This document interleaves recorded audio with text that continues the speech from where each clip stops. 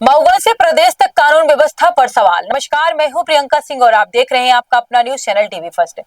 मनगवा और मऊगंज की घटनाओं ने मध्य प्रदेश की कानून व्यवस्था पर गंभीर सवाल खड़े कर दिए हैं।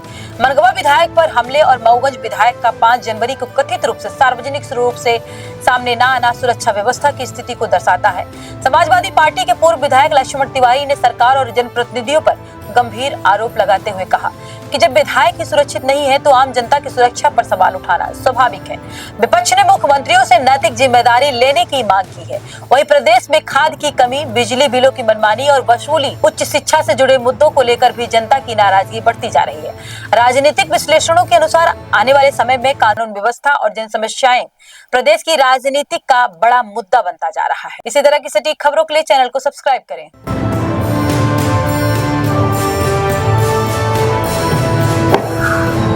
पत्रकार साथी बंधुओं, नए वर्ष में पारिवारिक कारणों से और कुछ प्राप्तिक प्रभु की ऐसी कृपा थी, उस उलझन में होते हुए आपसे मुलाकात में हुई। मैं आज विशेष तौर पर प्रेस वार्ता शुरू करने से पहले महाराष्ट्र के उप मुख्यमंत्री श्री पवार जी के मृत्यु पर गहरा शोक संवेदना व्यक्त करता हूं और दुखी मन से ये भी कहना चाहता हूं कि जांच का विषय है कि उनकी मृत्यु जब विमान हादसा में विमान के वो जो मालिक हैं या एजेंसी हैं वो कह रही कि हमारा विमान दुरुस्त था, मेरा सारा अनुभवी पायलट थे और इस तरह से उनका दुखद निधन हुआ है। ये जांच का विषय है, सरकारों का विषय है, पर मेरा मन दुखी है। साथियों, क्योंकि जब मनगवा और मऊगंज की बात आती है तो मैं मनगवा और मऊगंज से जुड़ा हुआ व्यक्ति हूँ। आइए, मनगवा मेरा जन्मभूमि है और मऊगंज मेरी कर्मभूमि है। ये दोनों मुद्दों को जब मैं देखने को मिला इस अंतराल में कि दोनों विधायकों के ऊपर कहते हैं कि जानलेवा हमला हुआ, प्राणघातक हमला हुआ या उनके ऊपर हमला हुआ, वो जाने, परंतु लोकतंत्र में जब विधायक ही सुरक्षित नहीं है और विधायक इस तरह से राग लाप रहा है कि सुरक्षित नहीं है। एक विधायक मऊगंज का 5 जनवरी से गायब है और कई बार मोबाइल में आता है कि तुम ऑनलाइन सामान खरीद लेना, फलाना कर लेना और हम 3 साल ऐसे बिताएंगे।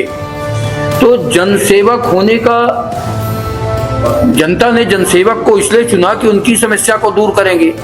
हमको लगता है कि ये जनसेवक की सुरक्षा की जगह जनसेवक ही असुरक्षित है और गुहार लगा रहा है। तो मेरा इसमें साफ साफ कहना है आपके माध्यम से कि या तो विधायक सही है तो कार्रवाई हो, अथवा अगर कोई विधायक इस तरह का नाटकीय रूप, बहुरूपिया रूप लेकर और इस तरह का जो क्रियाकलाप कर रहा है तो इसका नार्को टेस्ट कराया जाए। नार्को टेस्ट कराकर सब ये बताया जाए, वरना अगर ये सही है कि विधायकों को खतरा है, विधायक सुरक्षित नहीं है, तो चूंकि इस प्रदेश का मुख्यमंत्री के साथ गृह मंत्री भी है, तो जिम्मेदारी लेते हुए तत्काल प्रभाव से उनको इस्तीफा दे देना चाहिए। ये बड़ा गंभीर प्रश्न है, ये कोई छोटा मोटा प्रश्न नहीं है। मैं आपसे निवेदन करना चाहता हूं आपके माध्यम से कि हम देख रहे हैं लगातार कि खाद के लिए, बीज के लिए मध्य प्रदेश की जनता और रीवा संभाग में मैं दौरे पर आता हूं, लोग लाठी लेके खड़े हैं, डंडा से पिट रहे हैं, टोकन लेने के लिए 8-8, 10-10 घंटे लाइन पर खड़े हैं और एक तरफ सरकारें कह रही हैं कि मैं बड़ा काम कर रहा हूं, विकास का काम कर रहा हूं। आपको ध्यान होगा और आपके माध्यम से मुझे भी देखने सुनने को मिला कि हमारे यहाँ के माननीय उप मुख्यमंत्री जी रोज रोजगार मेला लगाते थे।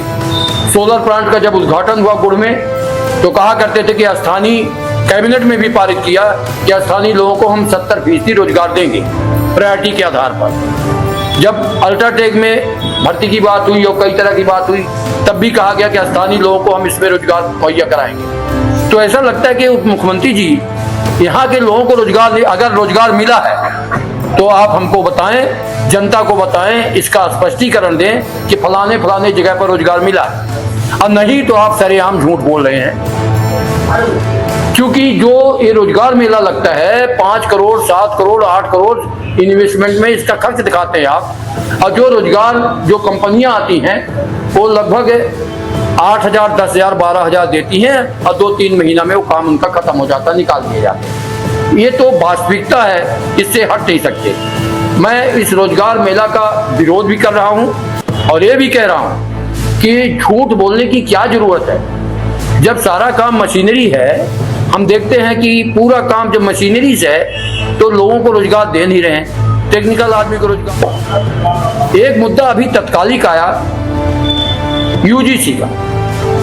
ये यूजीसी में कोई किसी के विरोध में नहीं हूं, मगर इसके विरोध में हूं कि एक चर्चा का विषय पूरे देश में बन गया कि युवा जो छात्र, पढ़े लिखे छात्र, किसी भी वर्ग के छात्र हो, और खास तौर पर उनको जिनको सरकारी सुविधा नहीं मिलती, उनके छात्रों की स्थिति तथाकथित ऐसा न हो जाए कि ये देश युवाओं के कारण, एक बार आगजनी हुई थी आरक्षण में, बहुत सारे लोग खत्म हुए थे, और अब ऐसा न हो कि यूजीसी का मामला इतना तूल पकड़ जाए कि नरेंद्र मोदी जी आपको संभलेगा नहीं ये मामला, क्योंकि मामला उनके पास से लड़के दुखी होकर जाएंगे जिनके घर में अभी कुछ धन धान्य है, उनके घर के लड़के दुखी हैं जिनके जो कर दे रहे हैं, जो टैक्सेस दे रहे हैं, और टैक्सेस देने के बाद आप सरकार चला रहे हैं। इसको समझने की जरूरत है। मैं समझता हूं कि ये बहुत गंभीर मुद्दा है। अगर इसको सरकार टाइम रहते, समय रहते अगर नहीं चेती तो बड़ा गड़बड़ हो जाएगा। एक अभी मैं गांव में था करीब 25-30 दिन प्राकृतिक प्रकोप के कारण। गांव की ये हालत है कि बिजली रहती नहीं, ट्रिप करती रहती है। मैं गांव में 1 महीना रहा और हमारे चाचा और चाची का निधन में 1 महीना हमको रहना पड़ा, लगातार दुर्घटनाएं और एक परिवार का खत्म हुआ। तो मैंने देखा कि बिजली रहती नहीं, अब बिल इतने लंबे चौड़े आ रहे हैं कि गांव का एक आदमी कहता है भैया बिल आ गया 3800, बिल आ गया 3400, बिल आ गया 2200। तो फिर ये 100 यूनिट 100 रुपए वाला बिल का क्या हो गया? ये कहाँ जा रहा है बिल? बिजली के तार ही नहीं है, रोज लाइट ट्रिप करती है। यहाँ सुधारने के लिए मीटर बंद कर दो। जब हम लोगों का कटरा से आती है बिजली तो मैं देखता हूँ कि जब फोन करो भैया यहाँ गड़बड़ हो गया, तो जब सब गड़बड़े है तो बिल काहे का?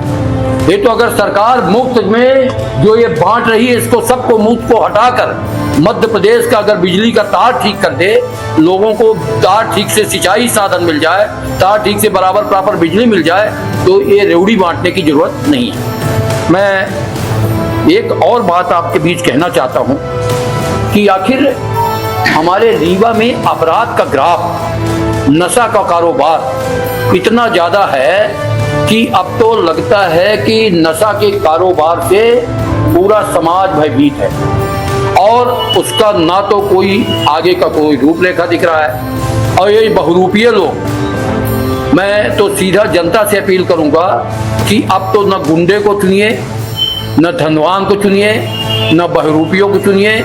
ऐसे लोग, मैं नाम नहीं लूंगा, ऐसे लोग विधायक बन गए हैं जो कल तक किसी का तलवा चाटते हुए घूम रहे थे और आज उनकी बहादुरी इतनी है कि लोग अगर उनको अब मारपीट उनके साथ आमादा है करने के लिए, तो ये क्या खेल लंबा नहीं है? ये खेल कोई साधारण है? कोई धरती के लिए अनशन पर जा रहा है, कोई पैसा के लिए गुंडाई कर रहा है, कोई अपना ताव दिखा रहा है। मैं विधायक हूँ, मैं तो विधायक दल का नेता रहा हूँ, मुझे मालूम है कि विधायक के कितने पावर, विधायक के पावर हैं, मगर सत्ता में रहते हुए ये नहीं समझ लेना चाहिए आदमी को कि अब जीवन हमारा ऐसा हो गया है कि मैं शंकराचार्य का रूप ले लिया। आप देख रहे हैं शंकराचार्यों की भी हालत क्या है। प्रयागराज में शंकराचार्य का क्या हालत हुआ है ये देश देख रहा है, विदेश देख रहा है। तो जब शंकराचार्य इस देश में सुरक्षित नहीं है, तो जो कुछ लोग शंकराचार्य बनने का प्रयास कर रहे हैं कपड़ा पहन के, चंदन लगा के, जो उसके कोख से जन्म ही नहीं लिया, तो उनकी क्या दुर्गति होगी ये भगवान मालिक है इस देश का। मैं आज विशेष तौर पर ये इन्हीं बातों के लिए आपके बीच आज प्रेस कॉन्फ्रेंस में के जरिए आपसे बातचीत करने के लिए आया हूं। अगर आपकी तरफ से कोई विशेष कोई बात हो तो कृपया आपने विधायकों की सुरक्षा को लेकर बात उठाई है। मऊगंज विधायक हमेशा ही चर्चाओं में रहे हैं, विवादित कार्यों में हमेशा भाग लेते नजर आए। थानों में वो थाना प्रभारी को आधी रात को ट्रांसफर करवा देते हैं, अभी जमीन खाली कराने के लिए खुद थाने से बैठ गए थे। क्या मानते हैं कि वो केवल अपनी उनको सीधी करते हैं? देखिए, मैंने पहले ही कहा कि जब कोई विधायक जमीन के खेल में शामिल हो जाएगा, कोई विधायक मारपीट के खेल में शामिल हो जाएगा, तो मेरा मानना है कि अगली बार उसका अंत हो जाना चाहिए। जो टर्नओवर है उसको कोई इस्तीफा ले नहीं सकता, क्योंकि ये सरकारों में दम नहीं है। मैंने पहले कहा कि गृह मंत्री और मुख्यमंत्री दोनों पद क्या जरूरी है कि ये परंपरा में रखे रहे। 2 साल से ज्यादा हो गया जब एक मुख्यमंत्री खुद गृह मंत्री का भी पद लेके बैठा है, तो इससे साफ जाहिर है कि जब ऊपर चोर बैठे हैं तो नीचे तक भी इसका लाइन जा रही है। मैं तो निंदा करता हूं, एक तो पहले की किसी झगड़ा प्रसाद का निंदा करता हूं, अब विधायकी की कोख में कलंक लगाने वाले लोगों का तो मैं ये कहता हूं कि विधायक बन गए तो दूसरे विधायक शर्मसार हो रहे हैं कि कैसा कृत्य है।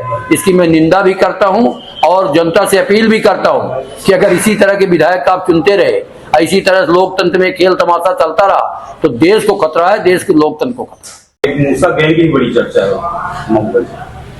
मऊगंज में 2 तरह की बात है। एक तरफ शंकराचार्य का रूप बहरूपिया ले रहे हैं, दूसरे तरफ गुंडागर्दी हो रही है। अब गुंडा और शंकराचार्य के बीच जो एक खेल चल रहा है मिला जुला, यही मूसा गैंग है। वहां कोई मूसा गैंग नहीं है, क्योंकि मैं वहां का विधायक रहा हूं, मेरा 30 साल का संघर्ष है। वहां कोई न मूसा गैंग है न मूसी गैंग है, वहां गैंग है रुपये के खेल का। खेल तमाशा चल रहा है रुपये का, और उस खेल तमाशा में जनता पिस रही है। इतना ज्यादा क्राइम मऊगंज में है कि अगर इसकी विवेचना करा लिया जाए तो मऊगंज मध्य प्रदेश में नंबर 1 का जिला है, जहां नशा, अपराध, अब बहू बेटी का भागने का चलन, ये सब जो चल रहा है, ये मऊगंज अग्रणी भूमिका पर है। शर्मसार होता हूं, मैं भी वहां का एमएलए रहा, और आज भी किसी जनता से पूछे कि लक्ष्मण तिवारी कभी थाने गए, आज भी पूछिए, क्योंकि मैं अब वहां नहीं हूं एमएलए, आज पूछिए कि लक्ष्मण तिवारी का कार्यकाल कैसा था, तो चाहे मेरा दुश्मन से दुश्मन रहा हो, मैं किसी को फंसाने के लिए फोन नहीं किया, किसी को छुड़ाने के लिए फोन नहीं किया। हाँ, अगर अन्याय किसी के साथ हुआ थाने में बैठकर तो उसका फोन किया कि न्याय दीजिए, इसको अन्याय नहीं कर रहा, अन्याय ना होने पावे। तो मऊगंज तो अब इस समय चर्चा का विषय है। जातिवाद का भी काफी ज्यादा वहाँ खुल के जातिवाद है, ब्राह्मण वर्ग को छोड़कर। मऊगंज विकास की ओर बढ़ रहा है कि नहीं? विकास के बाद एक शब्द उसी टीनेज अक्षर का और होता है, उसके तरफ बढ़ रहा है। विकास एक होता है, विकास है किससे टीनेज लाइन का और एक आगे का शब्द है, उसको मैं नहीं कहूंगा, उसके तरफ बढ़ रहा है। नया जिला बना है, और नया जिला हमने बनवाया। हमने भी विधायकी काल में 3 साल हमने झोपड़ी बना के घास फूस का रह के मैंने जीवन काटा है। नया जिला बनाया था कि लोग सुखमय होंगे, लोगों को उन्नति होगा, उत्तरोत्तर वृद्धि होगी, एक कल्पना के साथ नया जिला बना था, मगर हो